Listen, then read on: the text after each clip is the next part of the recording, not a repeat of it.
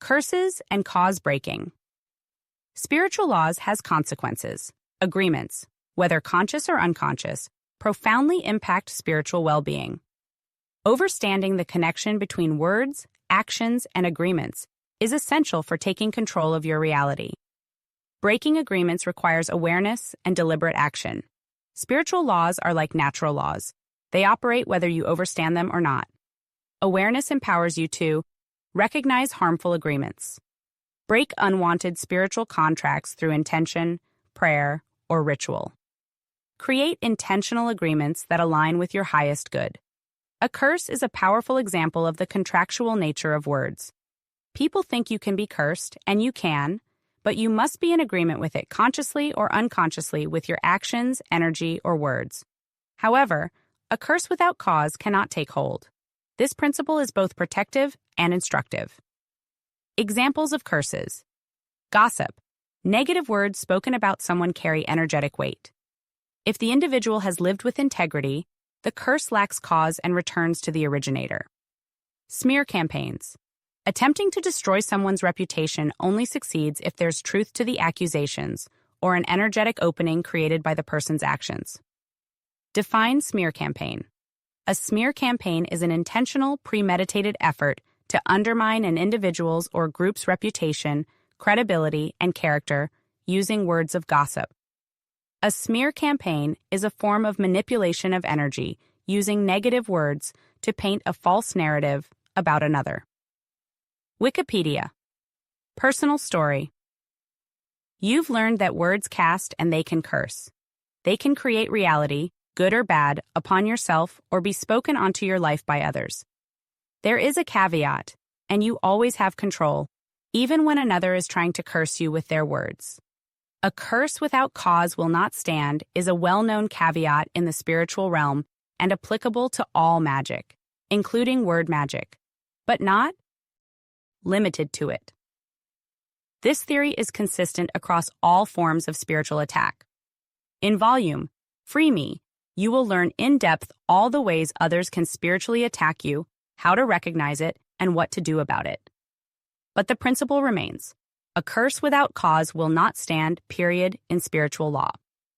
If you do not have open doors, nothing can enter that you do not summon yourself. Curses of the mouth only land on the deserving. For example, take what happened to me in my hometown. I was the target of an extensive smear campaign, an extreme form of organized gossip. Gossip and smear campaigns are word curses others try to place onto your life in order to defame your character. That's why you call it character assassination. They aim to destroy you with their words. Wow, I know. Smear campaigns and gossip are low-level magic used by those who manipulate reality because they can't manifest it. And how do you know it is low-level magic? Because they need a group against one to conduct a smear campaign. Simple, reductive thinking tells you they are not powerful with their words or manifesting abilities, or they wouldn't need to group up to manipulate reality to take one person down. But because I was not any of the things they were saying, the universe let it play out, showed me people's true colors, moved me away from them and out of the area, and then elevated my career to crazy new heights, ironically through my books and their subjects, which my hometown used to call me crazy for talking about. The same thing I was mocked for, I became famous for. But none of what was said stuck to me or my character. All that stuck was the illumination of those who came for someone who was just different, but not up to anything bad. I wasn't sinning anywhere in my life and did not have any open doors for their curses to land with cause. Just like in courts of law in the physical world, they must show cause or no charge can be assigned. And because of that, their words said more about them than they did about me. Ultimately, it ended with them being embarrassed and humiliated as my star rose. The humiliation ritual had to return somewhere. We'll get into what a humiliation ritual is in volume. Free Me. Any curse that cannot land will be returned by default. Energy cannot be destroyed or created, only circulated and transmuted.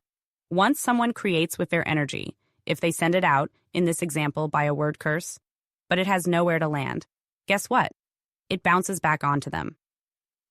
This is why sin and the concept of open doors and agreements are so vital to your well-being and success in life, health, wealth, and success.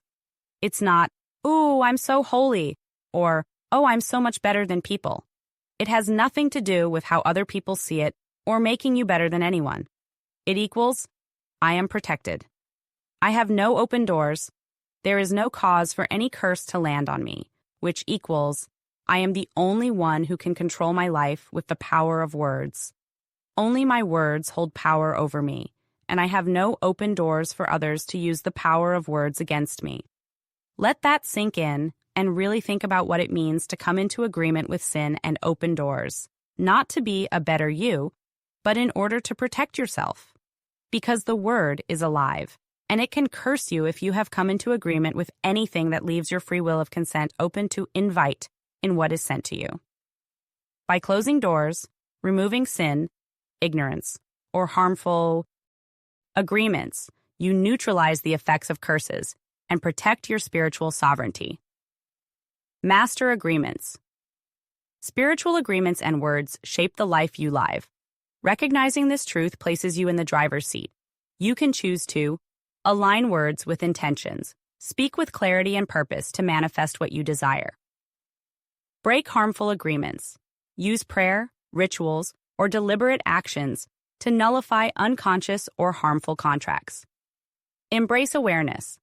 Monitor the media you consume, the words you allow others to speak onto you, and the actions you take to ensure alignment with your desired reality.